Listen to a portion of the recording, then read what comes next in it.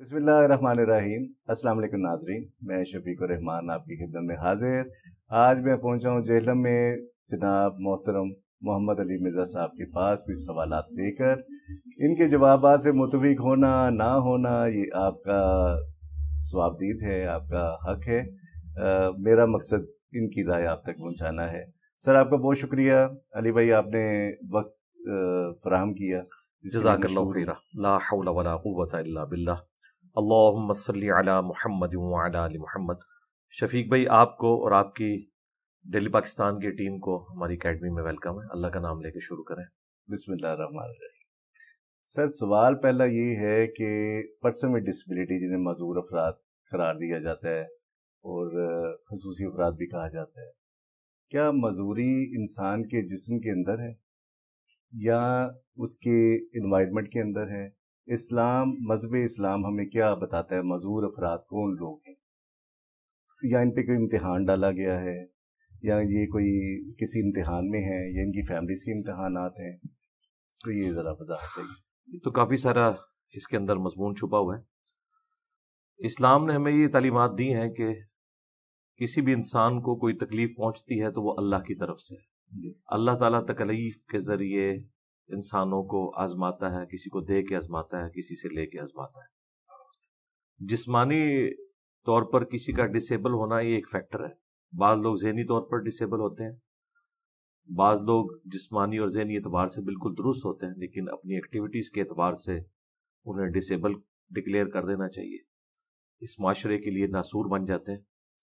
बाज़ लोग ज़्यादा दौलत की वजह से राह हक से हट जाते हैं, और बाज़ लोग दौलत ना होने की वजह से उनके लिए आजमाइश बन जाती है, वो अल्लाह की नाफरमानी के काम शुरू कर देते हैं, हलाल और हराम में तमीज़ गंवा देते हैं। तो ये पर्सन टू पर्सन वेरी करता है। अल्लाह ताला ने इस तरह की जितनी भी चीज़ें रखी हैं वो इंसानों की आजमाइश के लिए, उन लोगों की आजमाइश के लिए भी, और बाकी जो लोग मुआशरे के हैं उनको उनके ज़रिए आजमाया जाता है। कुरान हकीम में एक यूनिवर्सल ट्रूथ है, वलनबलुवन्नकुम बिशैइन मिनल खौफि वल जूइ व नक्सिम मिनल अमवाल वल अनफुसि वस्समरात।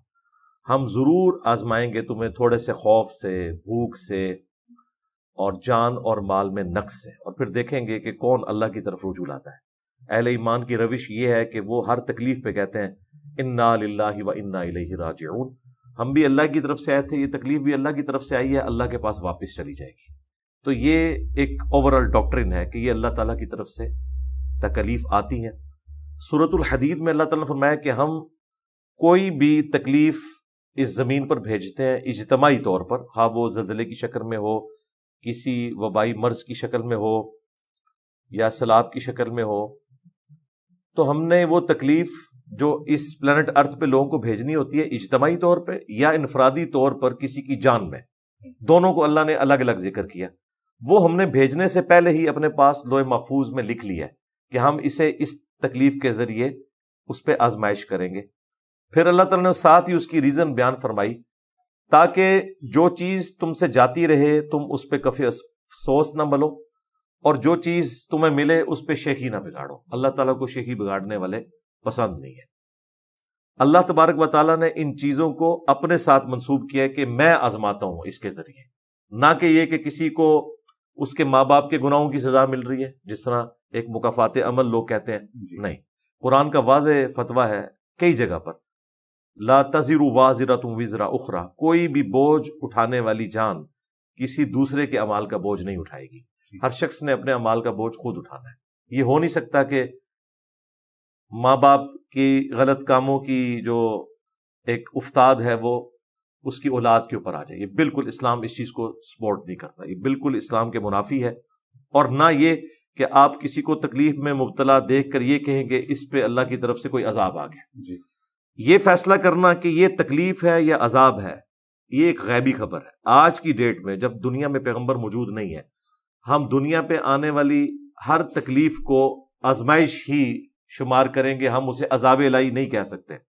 इल्ला ये कि कोई दिक्कत नजर से कोई बड़ी लेवल की आजमाइश कोई उम्मत लेवल पे आ जाए, जिस तरह तातारियों का फितना इस उम्मत पे आया इनके करतूतों की वजह से, उस पे उलमा ने कहा कि ये अल्लाह ताला की तरफ से सजा मिली है हमारे बुरे अमाल की, वो एक अलग बात। बहरहाल ओवरऑल इंडिविजुअल किसी के बारे में कोई फैसला नहीं कर सकता।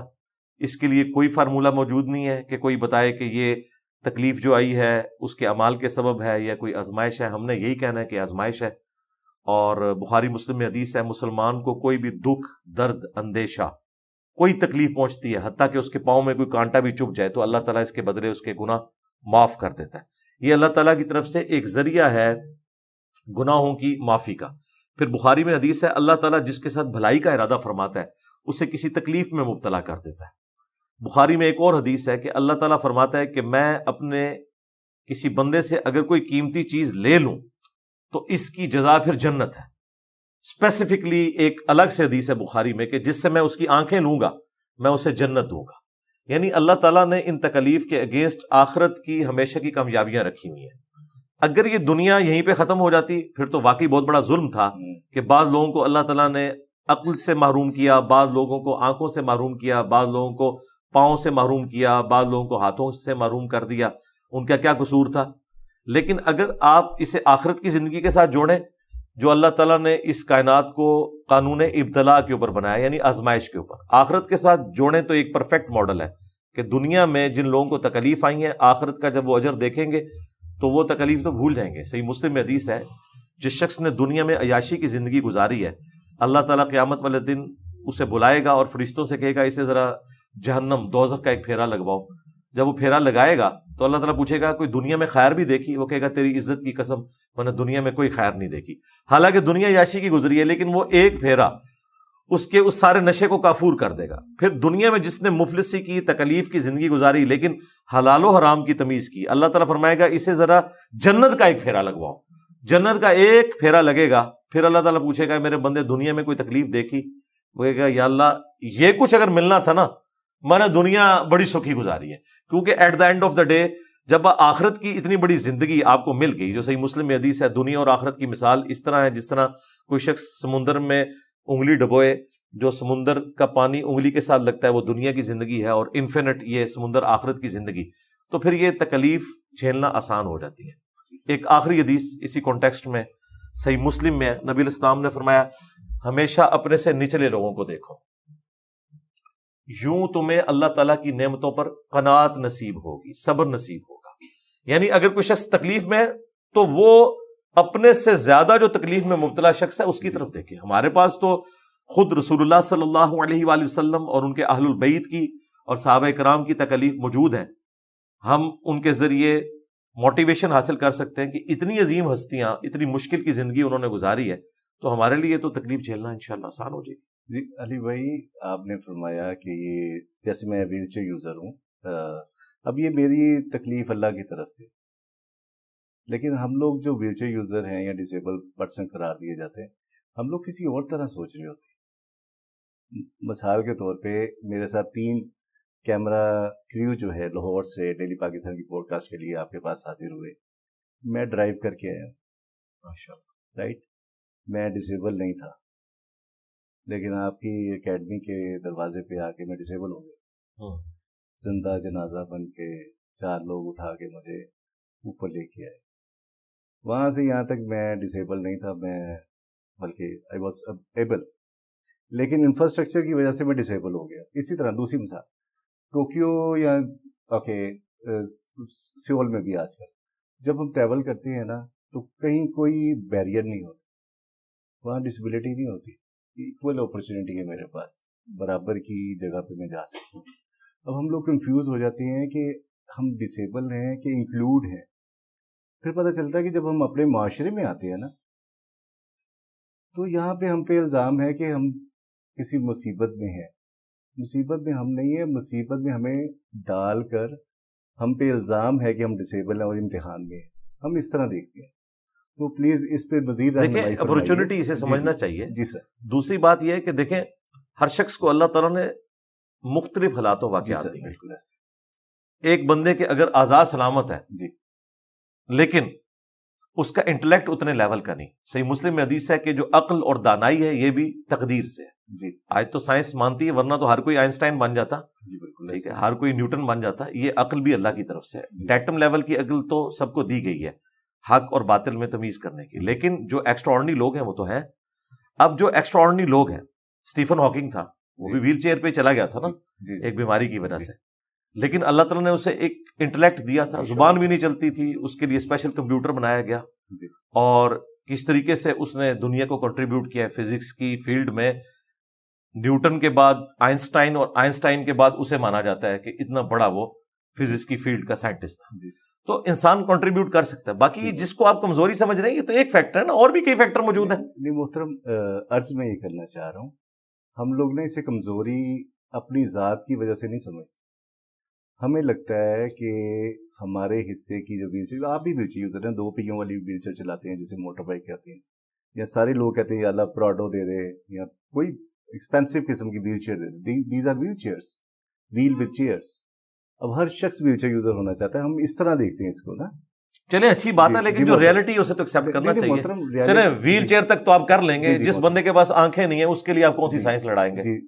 تو اس لیے میں چونکہ سائنس کا اسٹوڈنٹ ہوں نا، اس لیے اس طرح کے جو جذباتی اور فلسفیانہ باتیں نا، میں اس میں بلیو نہیں کرتا. میں ریالٹی کو فیس کرتا ہوں کہ ایک ریالٹی ہے. اگر کسی شخص کے ساتھ کوئی ڈس آرڈر لگا ہوا ہے آنکھوں کی شکل میں، یا اس کے ساتھ مسئلہ ہے سننے کا، چلنے پھرنے کا، تو وہ ہے، اس نے گیون سرکمسٹانسز کے اندر اس کو اپرچونٹی سمجھنا ہے. آپ دیکھیں یا بات کریں بالکل ٹھیک ہے، لیکن ان کیس آف، ٹھیک ہے، میں کوئی بحث کرنے کو بیٹھا، میں آپ کو صرف بتا رہا ہوں کہ میں سائنس کا اسٹوڈنٹ ہوں تو میں لاجیکل بات کروں گا. میں ان چیزوں کے ساتھ ایگری نہیں کرتا جو آپ فلسفیانہ باتیں کر رہے ہیں، یہ لاجیکل نہیں ہے، نہ یہ کوئی بائے کرے گا، نہ اس کا کوئی ریالٹی کے ساتھ تعلق ہے. دیکھیں ان کیس آف ایمرجنسی، جن ملکوں کی آپ مثالیں دے رہے ہیں، وہاں پہ بھی جو ڈسیبل لوگ ہیں وہ خود نہیں اس ایمرجنسی سے باہر نکلتے ہیں. انہیں ٹریننگ دی جاتی ہے کہ سب سے پہلے آپ نے ان کو یہاں سے نکالنا ہے، اور باقاعدہ لوگوں کی ٹریننگ ہوتی ہے کہ آپ نے انہیں یہاں سے نکالنا ہے.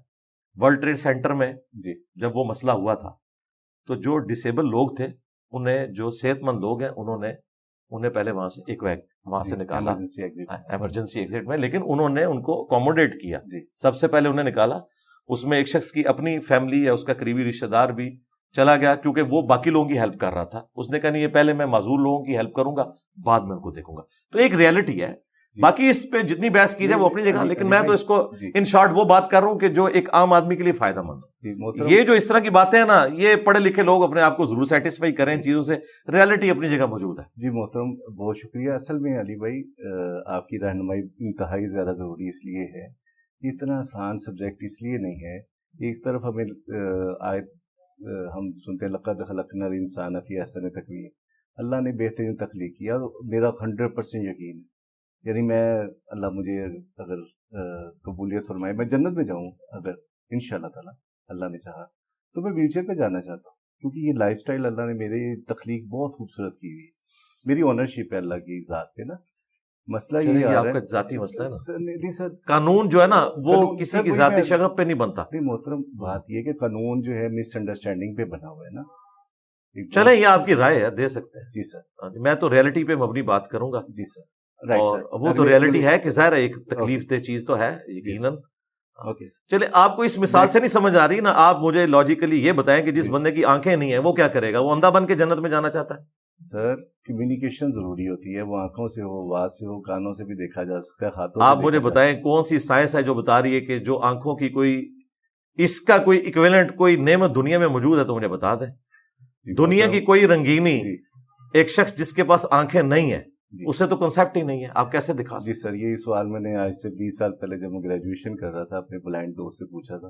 اس نے کہا تھا جو رنگ سورج کا میرے ذہن میں وہ میں تمہیں ایکسپلین نہیں کر سکتا جس طرح تم مجھے ایکسپلین نہیں کر سکتا. ہر کسی کو اللہ نے چلیں اس کے جذباتی باتیں ہیں. سر تو سر یہ بہت سارے لوگ ہیں علی بھائی، جو خواتین ہیں یا حضرات ہیں جن کی انٹلیکچوئل ڈسیبلٹیز ہیں، ان کو ڈاکٹرز یا والدین یا معاشرہ یہ کہتا ہے ایڈوائز کرتا ہے کہ ان کو biologically modify کر دیا جائے because they face some kind of embarrassment in front of family members. اگر وہ مینیج نہ کر سکیں، اسپیشلی خواتین بیٹیاں جو ہیں ہماری، ان کے جو مثلا بیولوجیکل نیڈس ہیں منتھلی، تو اس کو مینیج نہیں کر پاتے، ڈاکٹرز ایڈوائز کرتے ہیں کہ ان کو آپریٹ کر دیا جائے. تو کیا شرعیاً یہ صحیح؟ مشکل سوال ہے جی. اسلام میں جو ایک بیسک پرنسپل سورۃ النساء کی آیت نمبر 119 میں آیا کہ شیطان نے کہا تھا وَلَآمُرَنَّهُمْ فَلَيُغَيِّرُنَّ خَلْقَ اللَّهِ، میں انسانیت کو ابھاروں گا کہ وہ تیری بنائی ہوئی تخلیق کو بدل دیں گے. تو بنائی ہوئی تخلیق کو بدلنا شریعت میں اس کو الاؤ نہیں کیا گیا، پرماننٹلی کسی شخص کو نیچر سے ہٹ کے ڈسیبل کر دینا۔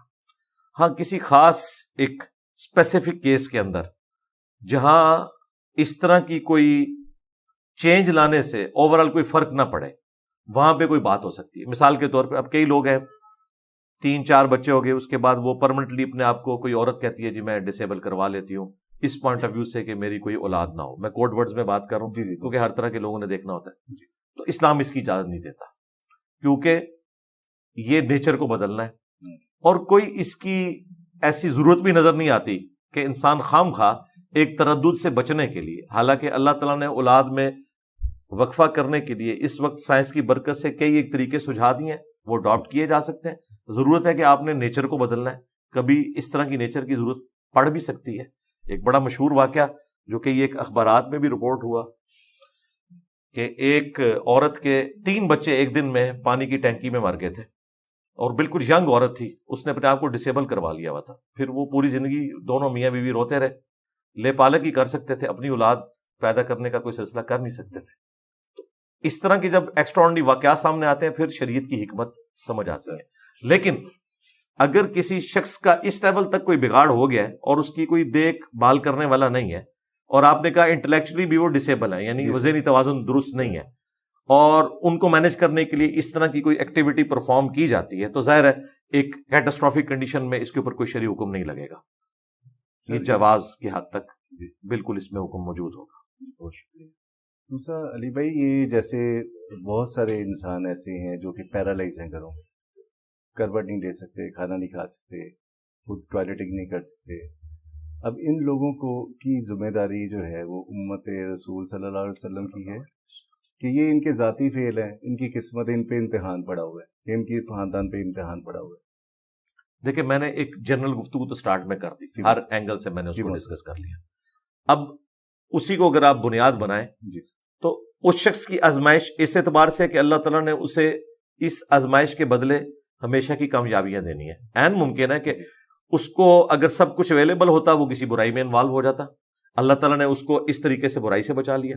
باقی رہا جو اس کے گھر والے ہیں، ان کے اوپر یہ آزمائش ہے کہ وہ ان کی خدمت کر کے نہ صرف ثواب کما سکتے ہیں بلکہ ہمیشہ کی کامیابی جنت کی شکل میں حاصل کر سکتے ہیں، ان کی خدمت کریں، یہ کرنا ان کی ذمہ داری ہے، سب سے اولین حق یہ ہے۔ ظاہر ہے دیکھیں قرآن حکیم میں 4 مقامات پہ کم از کم توحید کے بعد ماں باپ کے ساتھ حسن سلوک کا ذکر ہوا۔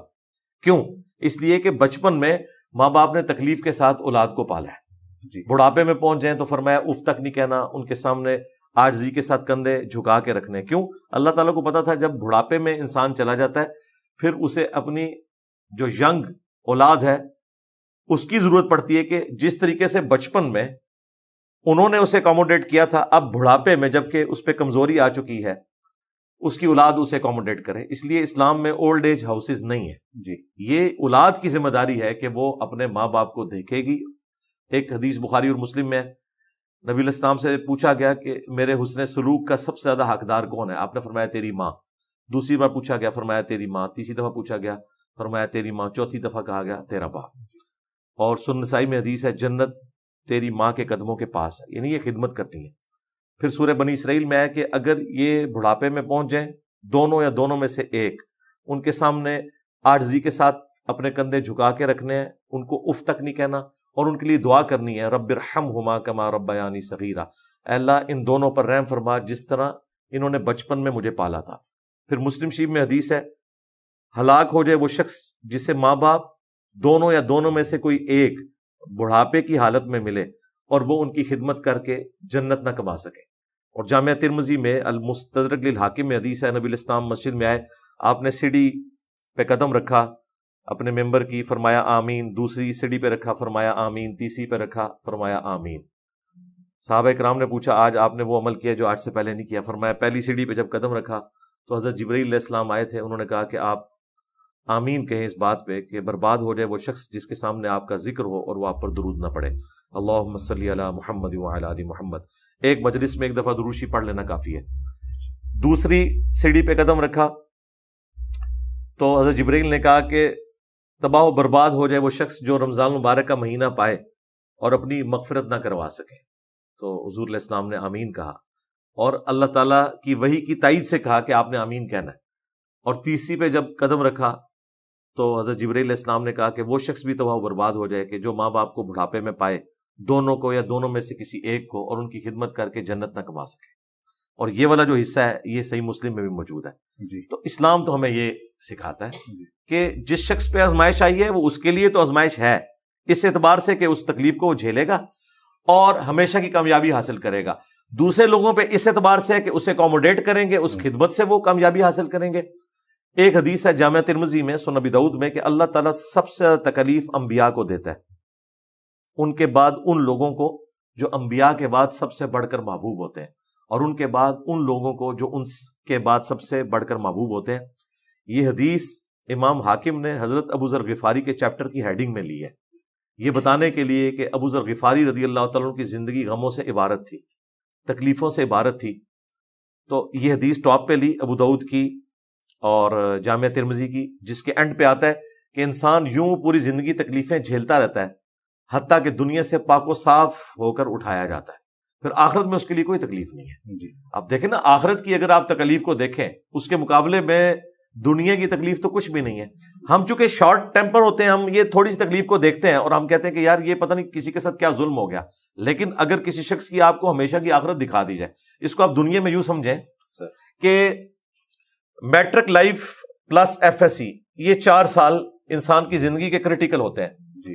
ان 4 سالوں میں وہ بچے بھی ہیں جن کو کھانے پینے کی بھی ہوش نہیں ہوتی، بڑی مشکل سے وہ کھانا پینا بھی کرتے ہیں، ٹوٹلی اپنی تعلیم کے اوپر ایمفیسائز کرتے ہیں۔ ان کی بعد والی آپ زندگی اگر آپ کو اس وقت دکھا دی جائے نا تو آپ کہیں گے یار یہ 4 سال کی تکلیف کچھ بھی نہیں، لیکن جو لوگ وہ 4 سال اپنی زندگی کے ضائع کرتے ہیں، کوئی ایکسٹرا آرڈنری کیس ہو جائے ولادہ باد، اوورآل ہم نے یہ دیکھا ہے وہ بعد میں کتنی تکلیف کی پوری زندگی کاٹتے ہیں، اگر اس وقت انہیں اپنی بعد والی زندگی دکھا دی جائے اور ان کمپیریزن ٹو جو دوسرے لوگ ہیں تو وہ بھی انسان کے بچے اسی وقت بن جائیں۔ یہی تو آزمائش ہے، یہ دنیا میں بھی ہم دیکھ رہے ہیں، وہ تکلیف کا سپین بڑا تھوڑا سا ہوتا ہے۔ ان مع العسر یسرا، ہر مصیبت کے ساتھ آسانی ہے، ہر مصیبت کے ساتھ آسانی ہے، ہر مشکل کے بعد آسانی ہے، اللہ تعالیٰ نے وہ آسانی جوڑی بھی ہے، اور الٹیمیٹ آسانی تو اس وقت آ جانی ہے جب انسان نے مر جانا ہے۔ یہی دعا ہے، انا للہ و انا الیہ راجعون، ہم بھی تو اللہ کی طرف سے آئے تھے، ہم نے واپس چلے جانا ہے۔ یہ تکلیف بھی جو آئی ہے ایک دن تو یہ تکلیف ختم ہونی ہے نا، 60 سال بعد، 70 سال بعد، پھر کھربوں سال کی زندگی سے اسے کمپیئر کریں۔ صرف آخرت کا جو 50,000 سال کا دن ہے نا، دنیا میں 60 سال کی زندگی اس کے مقابلے پہ 3 منٹ بنتی ہے۔ آخرت کا دن، جنت کی نہیں بات ہو رہی، صرف دن آخرت کی جو تکلیف کا دن ہے 50,000 سال کا، اسے 60 سال کے ساتھ کمپیئر کریں تو 3 منٹ کی زندگی بنتی ہے۔ اس 3 منٹ کی تکلیف کو انسان اتنا بڑا سمجھ لے۔ جب لوگ آخرت میں اپنا اجر دیکھیں گے، یہی میں نے شروع میں عرض کیا تھا کہ آخرت سے جوڑے بغیر اگر آپ ایبسولوٹلی کنسیڈر کریں گے نا دنیا کی زندگی کو، تو یہ دنیا رہنے کے قابل نہیں ہے، ٹھیک ہے۔ اسی لیے لوگ پیسمسٹک موڈ میں چلے جاتے ہیں۔ جو کچھ ہٹلر نے یہودیوں کے ساتھ کیا، اس کے بعد تو یہودیوں کو ختم ہو جانا چاہیے تھا۔ آج دنیا پہ رول کر رہے ہیں، 80 نوبیل پرائز وہ لے چکے ہیں۔ کیوں؟ انہوں نے اپنے آپ کو کنسنٹریٹ کیا، دنیا میں نام کمایا، ان کا دنیا ختم نہیں ہو گئی، ٹھیک ہے، نیکسٹ دیکھیں گے۔ اور جن لوگوں کے ساتھ یہ ظلم ہوا ان کو بدلہ آخرت میں ملے گا، باقی جو ان کے عقائد کا معاملہ ہے وہ الگ سے، لیکن اللہ تعالیٰ کے صفت عدل کا تقاضا ہے کہ دنیا میں جس نے کسی کو ناحق قتل کیا اس کے بدلے میں اسے ایک دفعہ قتل کیا جائے گا۔ ہٹلر نے تو ایک دفعہ گولی مار کے خودکشی کر لی ہے نا، لیکن جو اس نے 6 لاکھ یا 60 لاکھ ہولوکاسٹ میں یہودی قتل کیے، ان کے بدلے میں اسے آخرت کا عذاب ہونا ہے، اور یہ اللہ ہی دے سکتا ہے۔ دنیا میں جو کچھ ہمارے یہاں ایک ڈکٹیٹر نے لال مسجد میں کیا، دنیا کی عدالت اسے ایک دفعہ پھانسی دے سکتی تھی نا، ان مظلوم بچوں کے اوپر کیے گئے اس ظلم کے بدلے میں، لیکن اللہ کی عدالت میں دنیا میں جو اس نے تکلیف کاٹی وہ الگ، جو آخرت کا عذاب ہے وہ تو باقی ہے، وہ دنیا میں کوئی نہیں دے سکتا۔ بہت شکریہ۔ اچھا علی بھائی، اب تھوڑا سا ٹاپک تھوڑا سا ٹویسٹ کرتی ہیں، ٹائم بھی شارٹ ہے۔ 2014 سے لے کر جنوری 2023 دسمبر تک پاکستان میں 30 لاکھ ایکسیڈنٹ ہوئے، جن میں 34 لاکھ لوگ زخمی ہوئے، 46,000 لوگوں کو اسپائنل کارڈ انجری یعنی کہ پرماننٹ ڈسیبلٹی ہو گئی، 35,500 لوگ جان سے گئے ان 9 سالوں میں۔ یہ 11122 کا ڈیٹا ہے، یعنی کہ مفروضہ نہیں ہے، باقاعدہ جی ہوگا، بلکہ اس سے بھی زیادہ ہی ہوگا جی۔ یہ وہ ہے جو رجسٹرڈ ہوگا، جی رجسٹرڈ ہے۔ سوال یہ ہے کہ جو سڑکوں پہ لوگ ناحق جان سے جا رہے ہیں، اس کا گناہ کس کو ہے؟ کیا وہ روزی روٹی کے لیے نکلے ہیں تو وہ شہید کہلائیں گے؟ یہاں پہ ناحق قتل کر دیے گئے جہالت کی وجہ سے، یعنی یہ کہاں شمار ہوں گے؟ اور یہ امت کے جو اتنے امتی یتیم بچے ہو گئے یا والدین بوڑھوں کو چھوڑ کے چلے گئے، نوجوان روٹی روزی کے لیے نکلے تو واپس آئے تو 46,000 لوگ جو تھے صبح زکوٰۃ دینے والے تھے، واپسی پہ ڈسبلٹی کے بعد وہ زکوٰۃ لینے والے بن گئے۔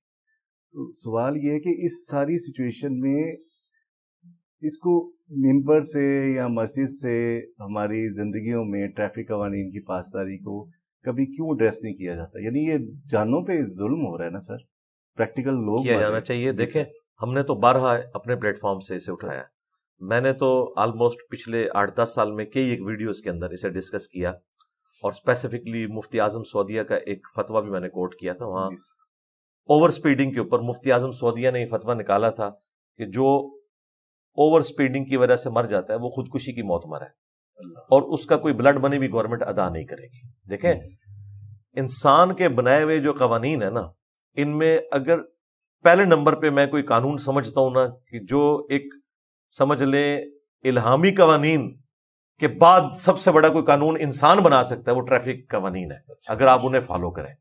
یقین کریں یہ ایوالو ہوئے ہیں نا، کتنی محنت کے بعد یہ چیزیں ایوالو ہوئی ہیں۔ اگر ٹریفک قوانین کو دیکھا جائے یہ اتنی بڑی انسانیت کی خدمت ہے جو ایک دن میں نہیں ہوئی، ظاہر انسان نے سیکھا پھر اسے ایوالو کرتے کرتے یہاں تک لے کے آئے۔ یہاں پہ جتنے بھی ایکسیڈنٹ ہوتے ہیں یا دنیا میں کہیں بھی، یہاں زیادہ اس لیے ہوتے ہیں کہ لوگوں کو اویئرنیس نہیں ہے، اور اسی طریقے سے بغیر لائسنس کے بھی لوگ نکلتے ہیں، جو لائسنس بھی جنہوں نے لیے ہوئے انہوں نے بھی کوئی ٹریفک قوانین پڑھے نہیں ہوئے، جنہوں نے پڑھے ہوئے وہ عمل بھی کوئی نہیں کرتے، وہ کہتے ہیں جی ٹھیک ہے سب کچھ چلتا ہے۔ اس لیے کوشش کرنی چاہیے خود تو عمل کریں، آپ اپنی اولاد کی بھی تربیت کریں، انہیں بتائیں کہ یار ٹریفک قانون کو فالو کرنا یہ آپ کی اپنی زندگی کے لیے ضروری ہے۔ آپ یہ نہیں کہہ سکتے کہ میں اپنی سائڈ پہ جا رہا تھا، سامنے سے رانگ سائڈ سے کسی نے ٹھوک دیا، آپ نے اس کی غلطی کو بھی خود اکوموڈیٹ کرنا ہے، آپ نے آخری درجے میں کوشش کرنی ہے۔ پاکستان میں تو سڑک پار کرتے ہوئے 1 وے کے اوپر 2 وے کے اوپر آپ نے احتیاط کرنی ہے، ایون 1 وے ہے تب بھی آپ نے یہ نہیں دیکھنا کہ جی میں دائیں طرف دیکھوں کہ یہ ٹریفک جا رہی ہے میں کراس کر جاؤں، کوئی نہیں، ادھر کوئی نہیں پتا یہاں سے بھی کوئی آ رہا ہو، حالانکہ یہاں سے آنے والی روڈ پرلی طرف ہے۔ آپ نے دوسروں کی غلطی کو بھی اکوموڈیٹ کرنا ہے، لوگوں کو ایجوکیٹ بھی کرنا ہے۔ باقی یہ جو آپ نے ٹاپک ڈسکس کیا یہ تو پرسن ٹو پرسن ویری کرتا ہے، ایکسیڈنٹ کی نوعیت کیا تھی، ہم ہر ایک ٹاپک کے اوپر الگ الگ بول سکتے ہیں۔ ایک تو ہے کسی نے ایکسیڈنٹلی کسی کو قتل کر دیا، صرف ایک فیکٹ ٹریفک قوانین کا تو نہیں ہے، یہاں پہ تو مسئلہ روڈز کا بھی ہے، یہاں پہ گاڑیوں کا بھی مسئلہ ہے۔ اوور آل لوگ جس طرح یہاں پہ ایک ایٹم بم لیے پھر رہے تھے کچھ عرصہ پہلے، شکر ہے اب یہ CNG والی گاڑیاں ختم ہوئی ہیں۔ 1997 میں یہ پہلی دفعہ شروع ہوا تھا سلسلہ، اور جو اس وقت وہ جو ڈاکٹر تھے حلال رضا، انہوں نے اس وقت کہا تھا کہ آپ نے اس کا خیال ضرور رکھنا ہے، پیریوڈک ٹیسٹنگ کروانی ہے، ورنہ ایک دن آئے گا پاکستان میں روزانہ ایک آدھ گاڑی میں یہ پھٹا کریں گے بم کی شکل میں۔ اور وہ سلسلہ شروع ہو گیا تھا، کیوں؟ یہاں پہ جعلی موریں لگواتے ہیں انہی سلنڈرز کے اوپر، حالانکہ ان کی لائف بھی ایکسپائر ہو چکی ہوتی ہے۔ ظاہر ہے ہر دفعہ آپ جب اس میں گیس انڈر پریشر بھرتے ہیں تو اس میں پرماننٹ سٹرینز پیدا ہونا شروع ہو جاتے ہیں، جو ملٹی پلائی ہوتے ہوتے ایک وقت آتا ہے کہ وہ استعمال کے قابل نہیں۔ یہاں لوگ کہتے ہیں بالکل ٹھیک ہے۔ آکسیجن سلنڈرز کے اندر بھی کئی لوگوں نے بھری، کچھ عرصے بعد پھٹ گئی، موٹر وے پہ آپ نے کتنے ایکسیڈنٹس دیکھے ہیں۔ تو صرف ٹریفک قوانین کا مسئلہ نہیں، کئی اور چیزیں جڑی ہوئی ہیں اس کے ساتھ۔ ڈرائیورز کی ٹریننگ، باہر کے ملکوں میں تو باقاعدہ ان کے پاس ریکارڈ ہوتا ہے کہ ڈرائیور کتنے گھنٹے سے ڈرائیو کر رہا ہے، اب یہ اس قابل بھی ہے کہ نہیں۔ مجھے صحیح طرح یاد ہے 2002 میں جب ہم عمرے کے لیے گئے تو مکہ شریف سے مدینہ شریف جا رہے تھے، ٹول پلازا پہ موٹر وے کے اوپر پولیس والوں نے ہماری گاڑی روک لی، اور آدھا پونا گھنٹہ گزر گیا، ہم پریشان تھے ہماری گاڑی کیوں نہیں جانے دے رہے۔ انہوں نے کہا جی یہ ڈرائیور جو ہے مسلسل 14 گھنٹے سے ڈرائیو کر رہا ہے، ان کے پاس پورا ٹریک ریکارڈ تھا، ان کا یہ اب مزید ڈرائیونگ نہیں کر سکتا، یہ ٹھوکے گا ساروں کو۔ انہوں نے ڈرائیور کو وہاں پہ پکڑ لیا، ان کی کمپنی سے رابطہ کیا کہ بھائی ڈرائیور بھیجو، گاڑی نہیں آگے جائے گی۔ تو وہ تو ہمارے ساتھ بہت نیکی کر رہے تھے، اس وقت تو ہمیں غصہ آ رہا تھا، ہم 1.5-2 گھنٹے لیٹ ہو گئے، لیکن نہ پہنچنے سے لیٹ پہنچنا وہ بہتر ہے۔ تو یہ قوانین باہر کے ملکوں میں لوگ اس کے اوپر عمل کرتے ہیں، اس لیے حادثات سے بچتے ہیں۔ اس کے باوجود کبھی کوئی کیٹاسٹرافک کنڈیشن اس طرح کی آ جاتی ہے، اللہ تعالیٰ کی طرف سے کوئی تقدیر غالب ہوئی، کسی شخص کا ایگزٹ اسی طریقے سے لکھا ہے، وہ اپنی جگہ ہے۔ لیکن پھر بھی اگر کسی نے کسی کے ساتھ کوئی زیادتی کی ہے، دنیا میں قانون اسٹیبلش ہوگا۔ کسی شخص کا اگر ایگزٹ دنیا سے قتل ہو کے تھا نا تو وہ ہو گیا قتل، لیکن جو قاتل ہے اسے سزا ملے گی, اس کی زندگی اسی طریقے سے پوری ہوگی. ہاں, لیکن آخرت کا معاملہ ظاہر ہے, جو کوئی ظلم کے ساتھ قتل کیا گیا ہے تو وہ تو سنن نبی داؤد میں, سنن نسائی میں, ترمذی میں حدیث موجود ہے کہ قیامت والے دن قاتل کو مقتول جو ہے اس کے پیشانی کے بالوں سے گھسیٹ کے اللہ تعالیٰ کے عرش کے پاس چلا جائے گا اور کہے گا مجھے انصاف چاہیے, اس نے مجھے دنیا میں ناحق کیوں قتل کیا, اسے انصاف ملے گا. وہ ساری چیزیں اپنی جگہ. اس طریقے سے شہادت کی موت بھی ہے, اس میں کوئی شک نہیں ہے, بشرطے کہ وہ رزق حلال کے لیے نکلا ہو. یہ نہیں ہے کہ وہ کسی کو دھوکہ دینے نکلا ہے, وہ تو فیصلہ آخرت میں ہونا ہے. باقی یہ اویئرنیس کی ضرورت ہے, کسی ایک چیز نہیں, کئی ایک چیزیں جن میں ہمیں اویئرنیس کی ضرورت ہے. آپ تو یہ صرف دیکھ رہے ہیں, مجھے بتائیں, میں نے موٹر وے کے اوپر دیکھا ہے اتنے ایجوکیٹڈ لوگ ہیں, انہوں نے اپنے بچوں کی یہ تربیت نہیں کی, وہ پانی پی کے اسی طریقے سے پانی کی بوتل موٹر وے کے اوپر پھینک دیتے ہیں. اب اس کی وجہ سے ایکسیڈنٹ ہو سکتا ہے. تو لوگوں کا کئی جگہ پہ تربیت والا فقدان موجود ہے. میڈیا کو بھی چاہیے ان چیزوں کو ہائی لائٹ کرے, لیکن اولین ذمہ داری جو ہے وہ ماں باپ کی ہے, وہ اپنی اولاد کی ٹریننگ کریں اور پریکٹیکلی خود بھی اس کے اوپر عمل کریں. اگر میں خود اشارہ توڑ رہا ہوں اور میں یو ٹرن غلط لے رہا ہوں تو میں اپنی اولاد کو کبھی اس اعتبار سے ٹرین نہیں کر سکتا, مجھے خود بھی اس پہ عمل کرنا ہے. سر, اس پہ شرعی طور پر کوئی فتویٰ وغیرہ لگ سکتا ہے کہ ان ٹریفک قوانین کی پاسداری کریں جس سے انسانوں کی جان کو خطرہ؟ ہاں, کوئی اس کی تعزیراً دیکھیں, جو اللہ تعالیٰ نے حدود بیان کی ہیں, وہ بڑی بڑی سزائیں جو بیان کر دی ہیں مختلف جرائم کے اوپر, ان کو حدود اللہ کہا جاتا ہے. اس کے بعد قاضی کے اوپر چھوڑا ہے, تعزیراً سزا کوئی بھی دی جا سکتی ہے. مثلاً گورنمنٹ یہ سزا دے سکتی ہے کہ جو شخص اس طریقے سے ٹریفک قانون توڑتا ہے اسے 1 ہفتے کے لیے قید میں ڈال دیا جائے گا. یا کوئی شخص کالج کے باہر لڑکیوں کو چھیڑتا ہے, اسی کالج کے باہر ایک پنجرے میں اسے قید کر دیا جائے گا, جس طرح انڈیا کی ایک عدالت نے فیصلہ کیا تھا. تو اس قسم کے کوئی جو اس معاشرے میں آپ بہتر سمجھتے ہیں, کوئی پرماننٹلی ڈس آرڈر کسی کے ساتھ نہ کرے, اس کی اصلاح کے لیے کوئی سزا اس کے اوپر کی جا سکتی ہے, اور وہ بھی پرسن ٹو پرسن ویری کرے گی. یہ نہ ہو کہ وہ کسی اور ذہنی کیفیت میں چلا جائے, کوئی خودکشی نہ کر لے. بعض لوگ ایسے بھی ہوتے ہیں, وہ بندوں کو دیکھ کے اس اعتبار سے قاضی فیصلہ کر سکتے ہیں. سزا دینی چاہیے, بالکل دینی چاہیے. بہت شکریہ, آپ نے جو ٹائم مجھے عنایت فرمایا تھا وہ ختم ہو گیا. ایک سوال اگر جی کریں, جو آپ کا بہت فیوریٹ موضوع ہے, شرک پہ آپ نے بہت ساری ایجوکیشن دی لوگوں کو اور ہمیں بتایا کہ توحید کی برکات کیا ہیں. تو سر, پاکستان کا جو نظام ہے اس میں ہر محکمے کے اندر شخصیت پرستی کا راج ہے. یہ شرک کی کون سی قسم ہے؟ کیا یہ ہمارا پورا سسٹم مشرک سسٹم نہیں ہے کہ ہم لوگ تو صاحب کے موڈ کے اوپر اپنی ساری زندگی گزار رہے ہوتے ہیں؟ آپ بھی گورنمنٹ میں رہے ہیں, میں بھی تھوڑا سا گورنمنٹ میں سرو کیا, میں نے بھی بیت المال میں. تو جب تک باس کا موڈ اچھا ہے تب تک سب کچھ صحیح ہے. اچھا آئی جی آ گیا, پولیس کا محکمہ صحیح ہو گیا, اچھا جج آ گیا, جسٹس کا. میں پرسنالٹی اورینٹیڈ سوسائٹی ہے نا ہماری, تو یہ شرک نہیں ہے کہ آپ اللہ کی صفات میں انسان کو داخل کر کے اسی کو فالو کر. پریکٹیکلی تو ہم انسانوں کو باس کو فالو کر رہے ہیں نا.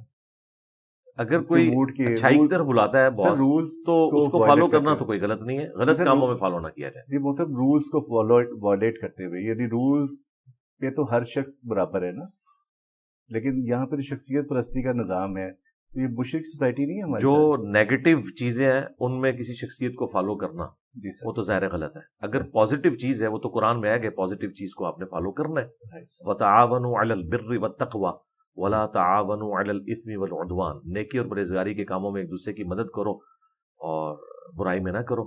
حتیٰ کہ صحیح مسلم میں ہے کہ کسی نے اگر کوئی اسلام میں اچھا طریقہ جاری کیا, جتنے لوگ اس پہ عمل کریں گے ان تمام کا ثواب بھی اس ایک بندے کو ملے گا جس نے بارش کا پہلا قطرہ بنا ہے. اور جو عمل کرنے والے ہیں ان کو الگ سے ثواب ملے گا, لیکن ان کا کمبائنڈ بھی اس کو ملے گا. اور جس نے اسلام میں برا طریقہ جاری کیا, سب کا وبال اس بڑے پر ہوگا, لیکن جو خود وہ برائی پہ چل رہے ہیں ان کے وبال میں بھی کمی نہیں ہوگی. یہ نہیں ہے وہ کہیں کہ ہمارے گناہوں کا بوجھ اس نے اٹھا لینا, نہیں, وہ اپنی جگہ پہ. باقی یہ جو آپ نے اپنے معاشرے کی کمزوری بتائی, تو یہ معاشرہ یورپ کا معاشرہ اس سے بھی زیادہ برا تھا, لیکن آج وہاں پہ عدل و انصاف ہے. انہوں نے جنگوں کے بعد سیکھا. میں دیکھتا ہوں کہ دنیا میں 20ویں صدی میں اگر کسی نے کوئی معجزہ دیکھنا ہے تو ورلڈ وار 2 کے بعد یورپ کیا سے کیا ہو گیا. وہ لوگ جو کروڑوں لوگوں کے قاتل تھے, ڈریکولا تھے, آج وہ ایک بلی کو بھی مرتے ہوئے دیکھتے ہیں ان کے آنسو نہیں رکتے. یہ اتنا بڑا معجزہ ہو گیا کہ انہوں نے لرن کیا.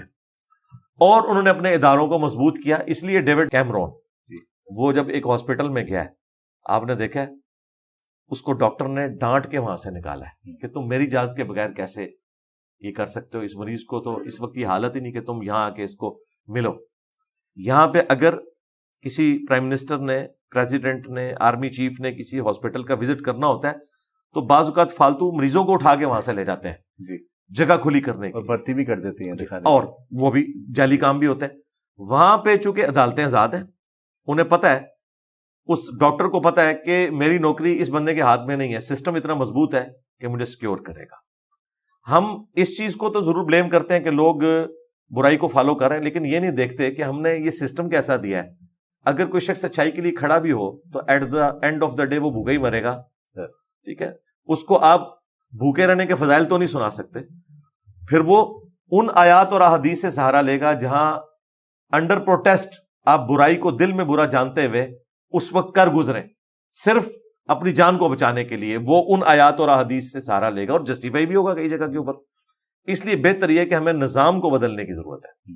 نظام کے اندر جو یہ کمزوریاں ہیں اس کو دور کیا جائے. اب اس کو کیسے دور کیا جائے وہ ہم نے کئی ایک ویڈیوز میں بتایا کہ جب تک پیور ڈیموکریٹک ویلیوز یہاں نہیں آتی, ہمارے سیاستدان لرن نہیں کرتے, ہماری جوڈیشری, ہماری فوج لرن نہیں کرتی کہ کوئی کسی دوسرے کے کام میں لچ فرائی نہیں کرے گا, اپنے کام کو ایمانداری سے کریں گے, اور کوئی صحیح کام کر رہا ہے اس کی ٹانگیں نہیں کھینچیں گے, اور 5 دفعہ اسمبلیاں اپنا وقت پورا کریں, اور جو مجرم ہے اسے سزا دی جائے. یہ نہیں کہ سارے چوروں کو اکٹھا کر کے ایک نئی جماعت بنا لی جائے اور پھر یہ اناؤنسمنٹ کر دی جائے کہ اب جو اس جماعت میں آ گیا تو وہ پاک و صاف ہو گیا, ٹھیک ہے.